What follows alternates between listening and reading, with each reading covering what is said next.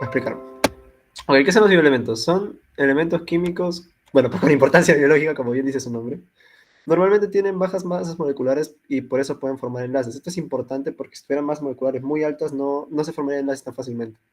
Y también son llamados elementos biogenésicos. Ojo, con lo de la masa molecular sí, eso sí es bastante importante. Hay una clasificación bastante simple: primarios, secundarios y oligoelementos. Ojo, que quiero hacer una aclaración. Algunos libros ponen que como primarios al fósforo y al azufre, pero yo estoy poniéndolo como secundario. Ah, bueno, los elementos son un montón. No acabaríamos si habláramos de todos los oligoelementos, porque siempre en el cuerpo hay cantidades bien pequeñas de oligoelementos. ¿Y cómo? ¿Qué significa cada uno? Que primarios están en todo. El famoso CHON, ¿no? Carbono, hidrógeno, oxígeno, nitrógeno. Están en todo.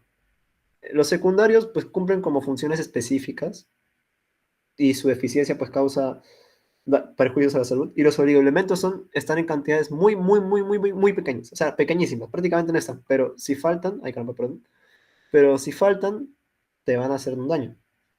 Entonces, siempre hay que, por eso hay que mantenerse con una vida balanceada y todo eso, porque normalmente los oligoelementos están en alimentos bien específicos. Y ahorita vamos a ver eso.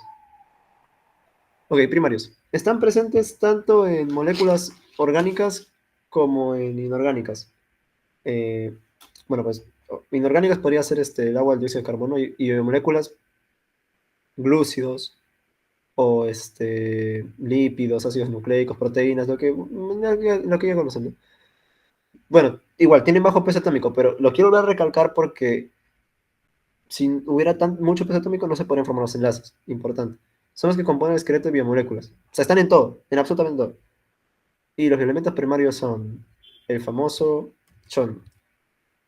Sigo. Hasta aquí supongo que se han entendido, no está tan feo. Ok, primero empecemos con el más básico, el carbono. El carbono es importante debido a que se autosatura y forma enlaces con otros carbonos, forma esqueletos de carbono. ¿Qué significa eso? O sea, miren la imagen.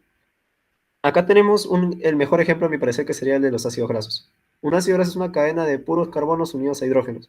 Y miren, carbono, carbono, carbono, carbono, carbono, carbono, carbono, carbono. Esto es autosaturación, que forma enlaces con sí mismo y forma esqueletos o cadenas de carbono.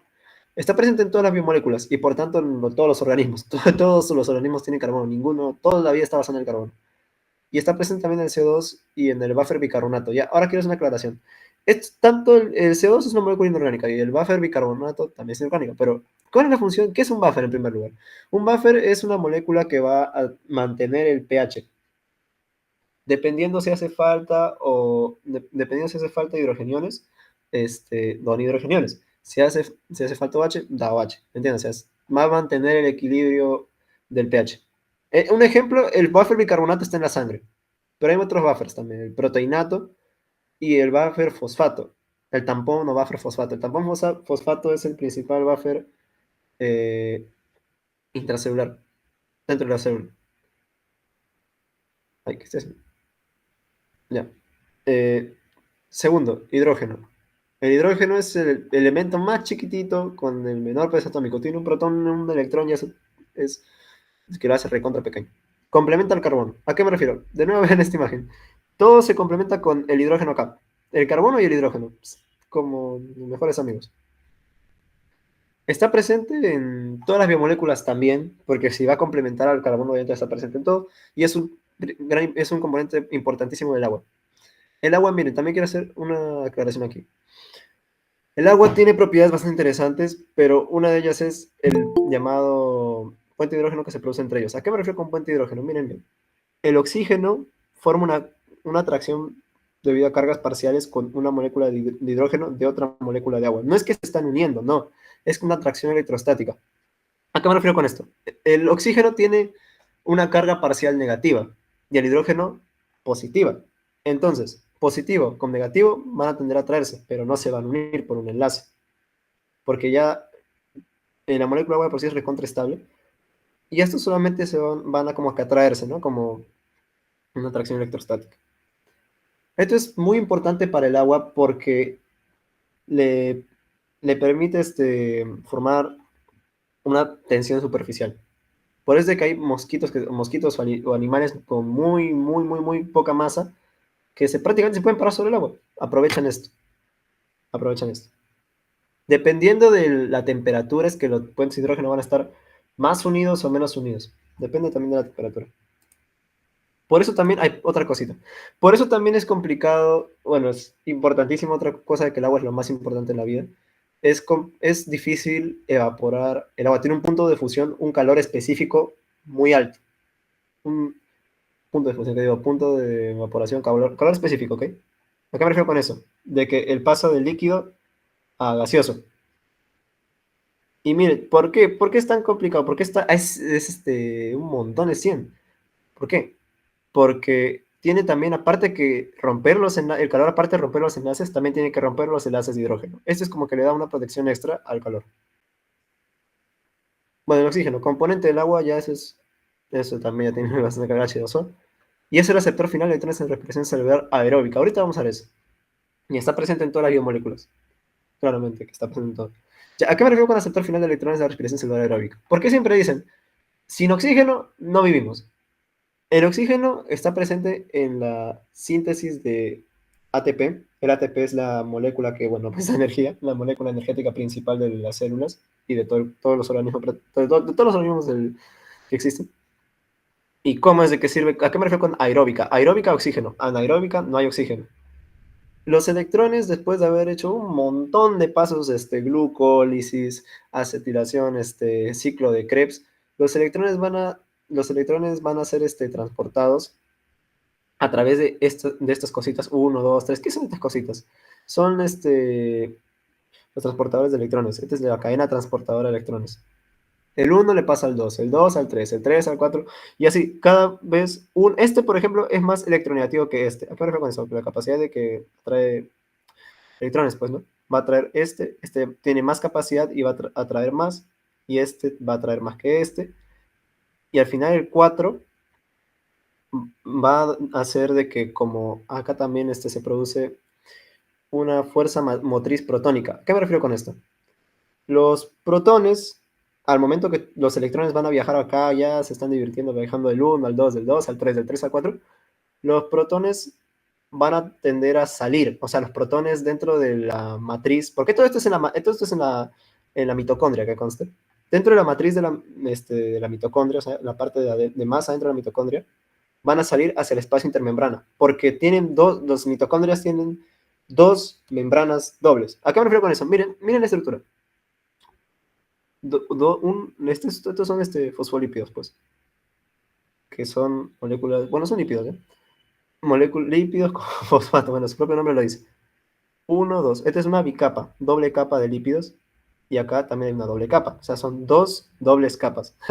Entonces, los protones salen y al momento de volver a entrar, generan ATP. ¿Y qué hacemos con con los electrones? Ya no tenemos a dónde moverlos, ya hicimos la cadena, ya generamos ATP. Se lo vamos a dar al oxígeno y vamos a formar agua. Por eso es de que el oxígeno es importante. Si no hubiera oxígeno, no hay aceptor final. No puedes generar esa energía. No puedes. No se puede si no hay oxígeno. Porque el oxígeno es el que al final va a aceptar los electrones y va a formar agua. Esta agua también es llamada agua quimiosmótica. Este proceso en el que en el de la cadena de transportar electrones y el ATP sintasa, o sea, toda esta cosita acá, todo esto que va a producir ATP, esta cosita acá, es un montón de proteínas es un complejo proteico, llenecito de proteínas llamado ATP sintasa. La unión del ATP sintasa con la cadena de transporte de electrones, es la fosforilación oxidativa, porque oxida pues a la molécula ya. Nitrógeno. Bueno, el nitrógeno son componentes de aminoácidos. Los aminoácidos son, bueno, pues, los componentes de los péptidos y por lo tanto también de proteínas y ácidos nucleicos. Las plantas con un suelo rico en nitrógeno crecen adecuadamente, mientras que las que no crecen en un suelo así, no. Esto es importante. Pero antes quiero que sepan cómo es eso de lo de los péptidos y las proteínas ya. Imagínense un rosario. Así, ya, es un ejemplo un poco raro. ¿No ven cada bolita de los rosarios? Eso, si cada bolita es un aminoácido. Y así vas a hacer una cadena largota, recontra larga de aminoácidos, así. Glicina, isoleucina, valina, cisteína, glutamina, este, alanina, serina, leucina, aspartato, una cadenota. glutamato, glutamina, galanina. Bueno, una cadenota vamos a hacer. La cosa es que cada uno es un aminoácido. Cada bolita de nuestro rosario sería un aminoácido. Y ojo, no todos los péptidos son proteínas, pero todas las proteínas son péptidos. ¿A qué me refiero con esto? ¿Un péptido qué es? Es un polímero de aminoácidos. ¿Y a qué me refiero con esto? Las proteínas son péptidos bien grandes, bien, bien grandes. Una proteína se considera a partir de los 50 para más aminoácidos. Y la proteína más pequeña, como dato, sería la insulina. Así es la que regula lo de la glucosa. Secundarios. Ya, hasta acá me han entendido. Estoy yendo muy rápido, muy despacio. ¿Cómo les parece? Un poco rápido. Ya está bien, gracias. Voy a bajar un poco la velocidad. Gracias, gracias. ¿Algo no quedó claro? ¿Entendieron todo? ¿Ninguna duda? ¿Nada? Ya sigamos entonces. Secundarios. Am, Estos cumplen funciones específicas. Están en formas orgánicas, como en forma de enzimas, pigmentos, o de formas inorgánicas, en forma de sales. Principalmente, o sea, lo de arriba que era orgánico, inorgánico, se entiende, pero casi siempre están en forma de iones. Y esto, ahorita vamos a ver por qué. Los valores difieren dependiendo del organismo, porque, a ver, no vas a tener más calcio en una planta que en un humano, que en un vertebrado, que todo su esqueleto está hecho de calcio. No vas a tener más calcio en una planta que en un vertebrado, por ejemplo. O sea, depende del organismo. Bueno, ahora hablemos del calcio. En forma de carbonato de calcio, CaCO3 compone conchas y esqueletos de invertebrados. Y en forma de fosfato de calcio está en la dentición y esqueletos de vertebrados. Ok, mira, por ejemplo, acá está el ejemplo del caracol. Su conchita está hecho de carbonato de calcio.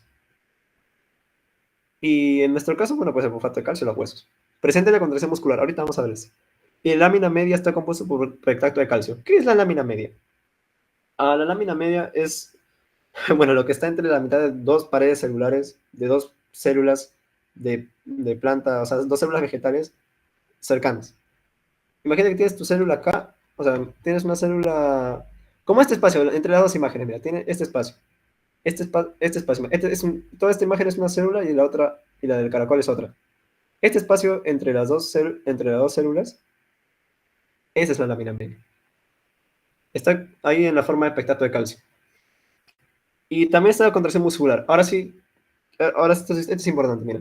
Eh, Hay una enzima fosfolipasa C. Una enzima es una proteína que cataliza, o sea, que hace una reacción química y cumple una función específica. En este caso, lo que va a hacer es degradar un poco de la membrana celular y sacaría inositol trifosfato, IP3. El IP3 va a llegar hasta el retículo endoplasmático, el liso, si mal no me acuerdo, sí, el retículo liso. Una vez que llega, hay un canal acá, que una vez que se une el IP3, o sea, el inositol trifosfato, disculpen, una vez que se une el inositol trifosfato, va a abrir el canal de calcio y el calcio va a salir. Y aquí es donde se produce la contracción muscular. Cuando se abre, acá pasa, proteína quinasa C, fosforilación de sustrato. Algo así sería lo de la contracción. Está presente en contracción y bueno, en los esqueletos. Magnesio. El magnesio es componente de la clorofila dentro del anillo de porfirina. Ahorita vamos a ver eso. Y cofactor enzimático. ¿A qué me refiero con dentro del anillo de porfirina? Esta es la clorofila, miren. La clorofila supongo que lo conocen todos. Es el pigmento verde de las plantas que capta luz. Bueno, ya, eso se entiende. Pero miren, justamente toda esta molécula acá tiene un anillo, tiene una cola de fitol y acá tiene el anillo de porfirina. Y acá dentro del anillo de porfirina está el magnesio. Acá, bueno, pues hay dos tipos, ¿no? El R puede ser o metilo o este grupo funcional. Puede ser etilo o aldehído, dependiendo. Clorofila, clorofila, bueno, ya, eso es algo más específico. Pero siempre en el centro va a estar el magnesio. ¿Y qué es esto? Esta es la vía pentosa fosfato, ahorita lo voy a explicar. ¿Y con qué me refiero con cofactor enzimático? Miren todas estas enzimas. Las enzimas, ya les digo, son proteínas que cumplen una función específica y más que eso, son catalizadores. Funcionan como catalizadores, o sea, que aceleran reacciones químicas. que si no estuvieran las enzimas, todo sería demasiado, demasiado lento. Sería tan lento que nos moriríamos antes, no sé, de que la glucosa pase a glucosa 6-fosfato. ¿A qué me refiero con eso? Una enzima llamada quinasa va a transferir un fosfato, va a darle un fosfato a la que es una molécula, bueno, pues inorgánica, va a pasarle esa molécula a la glucosa. Eso se llama fosforilación. Las quinasas fosforilan, es un tipo de enzima. Las quinasas fosforilan. Entonces, ese paso de glucosa a glucosa 6-fosfato que vemos acá, demoraría millones de años si no estuvieran las enzimas. Porque de por sí porque de por sí sí se podría dar, pero muy lentamente. ¿Y por qué? ¿Qué tiene que ver el magnesio en todo esto? Miren todas las reacciones. Glucosa, fosfato, deshidrogenasa, lactonasa, deshidrogenasa, ¿no? Deshidratasa también había uno. Isomerasa, epimerasa, un montón de cosas. Pero piensen que casi todas tienen un cofactor. ¿A qué me refiero con cofactor? Un cofactor es una molécula inorgánica que va a activar a la enzima. La enzima de por sí no puede funcionar. Necesita un cofactor o una coenzima. ¿Cuál es la diferencia entre coenzima y cofactor? Un cofactor es inorgánico, mientras que la coenzima es orgánica. Una coenzima podría ser una vitamina, por ejemplo. Y un cofactor, una molécula como el magnesio. En eso está, cuando yo pongo cofactor enzimático, es que en eso, que ayuda a activar a una enzima. Claro, eso es un proceso medio complicado, tienes que cambiar un poco la conformación y varias cositas, pero en fin es así. Sodio. Siempre hablamos del sodio, ¿no? Cloruro de sodio, la sal, no sé qué. Bueno, ahorita vamos a ver eso. Principal catión del medio extracelular. ¿A qué me refiero con eso? Ahorita también lo vamos a ver. Participa en el impulso nervioso por el mismo hecho de que es el catión del medio extracelular. Y mantiene el equilibrio osmótico por el mismo hecho de que es del principal catión del medio extracelular. Y participa en la despolarización de la membrana. Oye, pero ¿qué significa eso? Vamos a explicarlo. Justamente en esta imagen. Esto, el sodio va a salir y el potasio va a entrar. Todo esto por una acción de ATP. ¿Pero cómo? A ver, imagínense que esta es la membrana. ¿Ok? Esta es la membrana celular compuesta por una doble capa, como ya expliqué, doble capa de lípidos. Los lípidos son recontrapolares. Un lípido, por ejemplo, sería el aceite. Cuando tú pones aceite en agua, el aceite va a quedar ahí, no se disuelve en agua. Y por eso mismo los lípidos son los principales componentes de las membranas, porque va a ayudar a encapsular todo el citoplasma, que es lo que está dentro de la célula, todo el coloide de la célula, y va a aislarlo del exterior, parcialmente, porque miren, acá tenemos esta cosita azul, es una proteína transportadora, una proteína integral. Cuando digo integral es que atraviesa ambos lados de la membrana.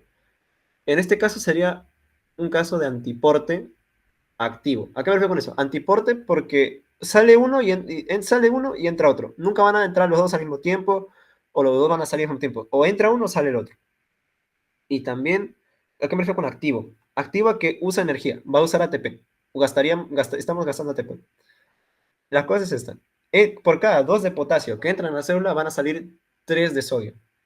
¿Y por qué tiene que salir sodio y entrar el potasio? ¿Por qué necesitamos energía? A ver, el potasio siempre tiende a ir hacia afuera. Pero si ese es su gradiente de concentración a donde quiere ir, ¿me entienden? O sea, el potasio quiere ir afuera. Pero si queremos meterlo adentro, vamos a tener que usar energía. Y lo mismo con el sodio. El sodio tiende a ir adentro, pero para ir afuera necesita energía. Y esto es lo que sería el equilibrio osmótico. Por ejemplo, cuando sale el sodio, se dice que la membrana está despolarizada. Y cuando entra el potasio, se dice que está repolarizada. Esa sería la repolarización. Y bueno, en el impulso nervioso es prácticamente el mismo funcionamiento. Bueno, eh, el potasio es el potasio es como hablar del sodio. Los dos se complementan muy bien. En este caso sería el principal catión intracelular. ¿A qué me refiero con intra? Porque está acá adentro, pues. Participa en el impulso nervioso con el otro, mantiene el equilibrio osmótico, participa en la repolarización, acá me equivoqué, repolarización de la membrana. Fósforo, pucha, acá tengo para hablar bastante. El fósforo perdón, está presente en los nucleótidos en forma de fosfato, señalización celular y energía. O sea, en los nucleótidos, miren esto, este es el ADN, este es el ADN. Justamente un nucleótido, ¿qué es un nucleótido? Un nucleótido es una base nitrogenada, las cuales pueden ser adenina, timina, citosina, guanina, uracilo. Lo que tú ves es un azúcar que debe ser sí o sí más ribosa, una ribosa o desoxirribosa, o sea, una pentosa. ¿Cuál es la diferencia entre el ADN y el ARN? Hay, hay dos diferencias principales. La diferencia del azúcar sería que en este caso del ADN hay desoxirribosa, o sea que la ribosa, que es un azúcar de 5 carbonos, le quitas un oxígeno. En el carbono 2 si mal no recuerdo. Y en el caso del ARN, la ribosa está ahí normal, no pasa nada. Y también, las bases nitrogenadas difieren en solamente una base. En el ADN, acá como ven, adenina, timina, citosina, guanina.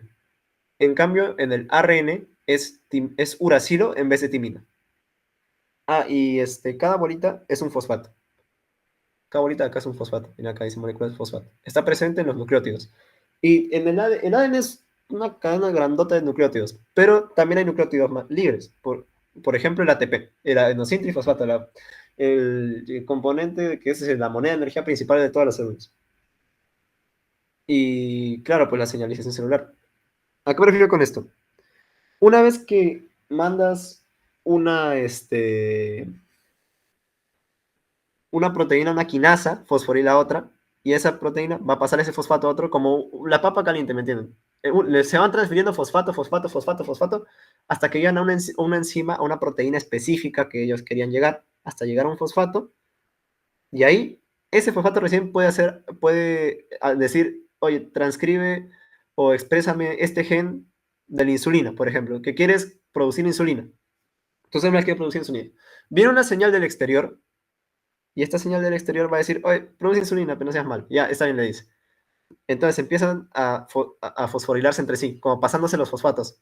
Fosfato, fosfato, fosfato, hasta llegar hasta la enzima específica que va a ir al núcleo, va a decir, sinteticen insulina. Y ahí recién es donde se produce insulina. En ese está la señalización. Y lo de energía, bueno, pues el ATP. O también el GTP, que es otro nucleótido trifosfatado que usa energía. Bueno, más que usa, que da energía, que es transferencia de energía. Azufre. Bueno, presente en los péptidos, como ya dije, péptido puede ser, no todos los péptidos son proteínas, pero todas las proteínas son péptidos. O sea, también son presentes en las proteínas. Mediante puentes disulfuro, ahorita voy a explicar eso. Y en vitaminas, en B1, que sería tiamina, B8, biotina. En la estructura terciaria de las proteínas, porque hay varias estructuras, pero ahorita quiero que es bien la terciaria. Este, todo esto es la proteína, toda esta cadena es la proteína. Y entre dos aminoácidos, entre dos residuos de un mismo aminoácido llamado cisteína, o sea, acá hay una cisteína, justo acá al costadito, acá habría una cisteína y acá habría otra cisteína. Las cisteínas tienen el grupo sulfidrilo, SH, y aquí van a formar, adivinen, un puente disulfuro, disulfuro dos azufres. Esto ayuda a que la proteína tenga como más resistencia y ayuda a estabilizar la proteína. Acá, bueno, pues vemos interacciones hidrofóbicas, puentes eléctricos, bueno, de tracción electrostática, puentes de hidrógeno, otro puente de hidrógeno. O sea, es bastante importante esto del puente disulfuro. El puente disulfuro es lo principal que mantiene la estructura de la proteína. El cloro, principal anión extracelular. Anión y catión. ¿Qué es un catión? ¿Qué es un anión? Un catión, bueno, pues tiene carga positiva, anión carga negativa. Y está en el ácido clorhídrico. Se bombea cloro para producir ácido clorhídrico en el estómago. Oh, esto lo voy a tener que explicar. Ok, este es el estómago y justamente hay dos tipos de células ahí en el estómago. Las células parietales y las simógenas. Las simógenas pro- producen bueno, pues un simógeno que es un péptido que luego lo vas a tener que cortar para que ahora sí tenga función.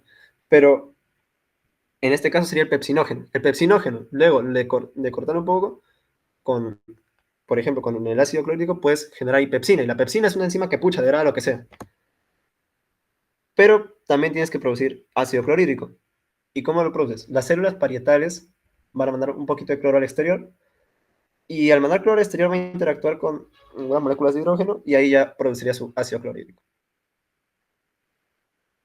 Esto hasta acá. Los oligoelementos, también conocidos como elementos traza o micronutrientes, son sustancias químicas presentes en pequeñas cantidades en los seres vivos, pero que son esenciales para el buen funcionamiento del organismo. Como dije al inicio, están en muy poquitas cantidades, pero si no hay estos elementos, no va a funcionar bien tu organismo.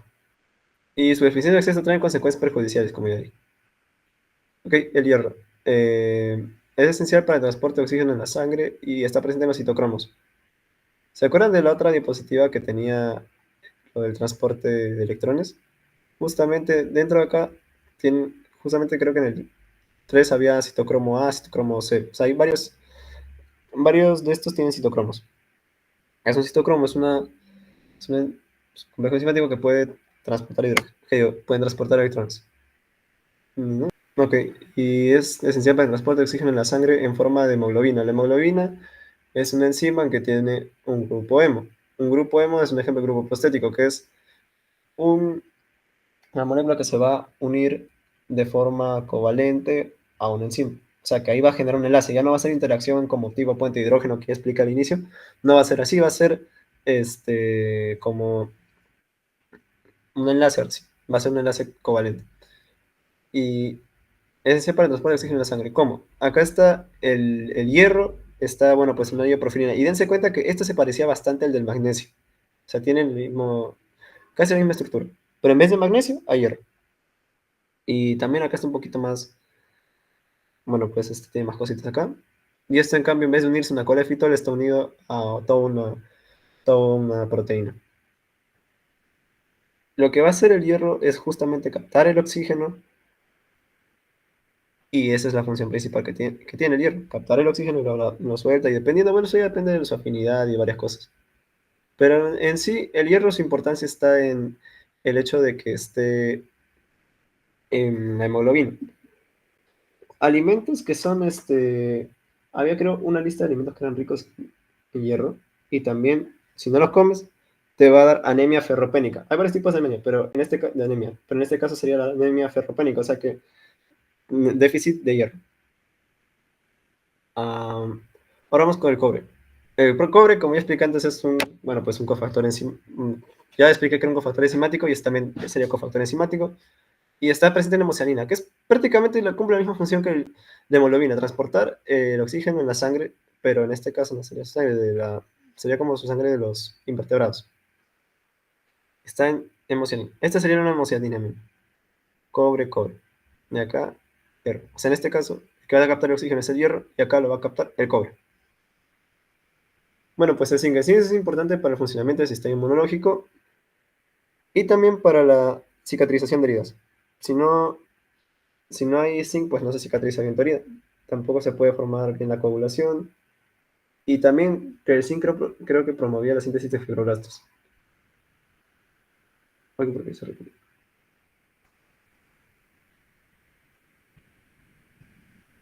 El manganeso, casi ya para terminar, el manganeso está presente en la proteína Z, la que rompe el agua en la fotosíntesis. Y voy a explicar esto. Ah, hay dos tipos de fotosíntesis. Y primero, hay dos fases de la fotosíntesis en sí. En la fotosíntesis está la fase luminosa, o sea, la que requiere luz, y la oscura, la que no requiere luz. La que requiere luz puede ser cíclica o acíclica. Am, en este caso vamos a ver la cíclica. En la cíclica sí está, en la cíclica, disculpen, en la acíclica está la proteína Z, es la que rompe el agua en la fotosíntesis. ¿Qué ocurre? El fotón va a excitar moléculas de clorofila y demás pigmentos en el fotosistema 2, que este es el que va a iniciar. Todo esto se en la membrana, en los tilacoides que están dentro del cloroplasto. Por eso siempre dicen el cloroplasto es donde se produce la fotosíntesis. ¿Por qué? Porque dentro del cloroplasto hay tilacoides. Justamente en la membrana de los tilacoides está todo esto. Bueno, el fotón va a entrar así básicamente el fotón va a entrar acá, va a excitar varias moléculas. Cuando me refiero a excitar es que va a hacer que sus electrones entren en un estado de energía mayor, una cosa así, y se van a ir transfiriendo esa energía de uno a otro, otro, otro, otro, hasta llegar a dos moléculas especiales de clorofila. Dos moléculas especiales de clorofila y estas, estas van a transportar esos electrones a todo este transporte de electrones que sería plastoquinona, citocromo B6F, ferredoxina. Y lo que necesitaríamos sería para romper el agua, para recuperar esto que estamos ya transportando, para recuperar esos electrones que hemos transportado, vamos a tener que romper el agua y lo vamos a dejar así. Por eso es de que está el manganeso en la proteína Z. Y por último, ya para acabar, el yodo. El yodo es necesitado para la síntesis de hormonas tiroideas, la T3 y la T4.